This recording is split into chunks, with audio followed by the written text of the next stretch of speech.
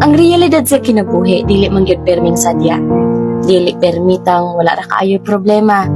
Dili perming okay. At some point, maabot gyud ta sa kakapoy. Makaagit ang mga kasakit, mga discouragements, usahay makabatit ang kawalay gana.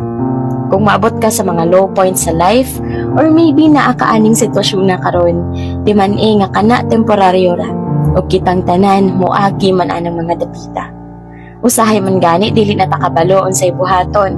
Kung tanaw nato, dako kaayo atong mga problema o sakit kaayo atong mga debate maong dili kalikayang makaingon tagbasin dili na ta makalingkawas anang sitwasyon na. Pero kanunay huna-hunaa nga kanang tanan temporaryo ra, makaya nimo bisan lisod.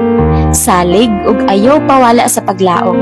Nga sunod adlaw o basin puhon, ikaw magmalampuson. Puhon, ikaw na makabangon.